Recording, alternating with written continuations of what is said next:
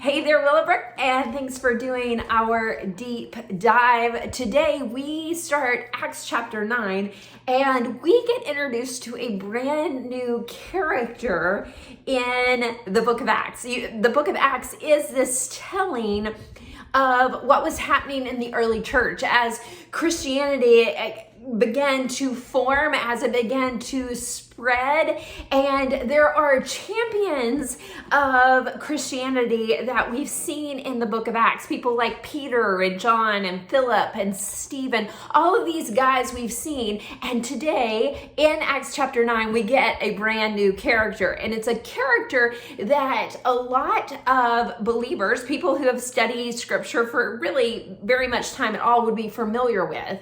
It's a guy that if you look in chapter 9, it says that his name is Saul, but quickly his name will be changed to Paul. And Paul wrote most of the New Testament. We get so much wisdom and insight into Paul. Paul is a major player in planting churches, of the early church really getting started. But in Acts chapter 9, verses 1 through 9, we really get Paul's backstory. You see, his name is Saul in the beginning of the chapter. And just so you know, Saul is a religious leader. He is incredibly religious. He would be a guy that would know the scriptures. In fact, the first 5 books of the Bible are called the Torah. He probably had it all memorized.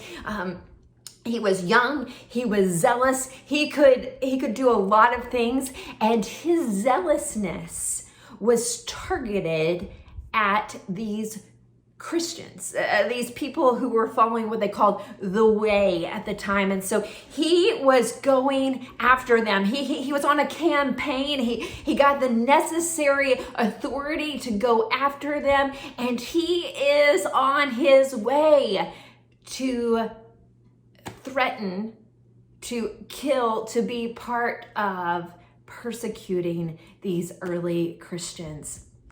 And I find this story so fascinating, and I think it has some application for us, because though I don't know a lot of people that their testimony or their story is a bright light from heaven, or scales that begin to cover their eyes, or an audible voice from Jesus, but I think, and in fact I know, for anybody who has come into an authentic relationship with Jesus, it has some of the same pieces.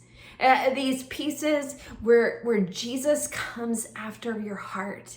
And he asks a question. For Paul, he's asking the question, why are you persecuting me? For some of us, Jesus asks us the question, why are you running from me? Why do you ignore me? Why do you treat me this way? And those may not be audible questions that we can hear from Jesus, but when we come into relationship with Jesus, he convicts our heart for the very specific way that he can reach us. Not everybody comes to Jesus as some religious leader that turns their life around and comes to Jesus. Paul would have been very righteous. He would have been very good, but his salvation wasn't through Jesus. It was something he was trying to earn. And for some of us, and as you continue to read scripture, you'll see that these converts weren't all religious leaders. That they were people who were demon possessed, or they were people who were seekers, or they were jailers. Jesus goes after all of them, but he was going after Paul in a very specific way, and he convicts his heart. And Paul's life got turned upside down, and everybody who has come into relationship with Jesus, their life is turned upside down. Is that your story? Have you come into relationship with Jesus and it turned everything on its head? That everything was different? Yeah, maybe you had some of the same struggles. Maybe your job didn't change, or your family life didn't change, but something in you changed. Is that your story? If it's not, I'd encourage you to really give some thought. What is your testimony? What was your life like before Jesus? What was the moment when Jesus came after you that everything changed? And then what has changed since you come into relationship with Jesus? Jesus is in the transformation business, and he's looking to transform your heart, and he does it with stories of coming after his people. I encourage you to give some thought to what's your story. How did God change you? What's the work of Jesus in your life today? Because Paul had a story, and if you know Jesus, so do you. I hope that you'll have a happy Wednesday.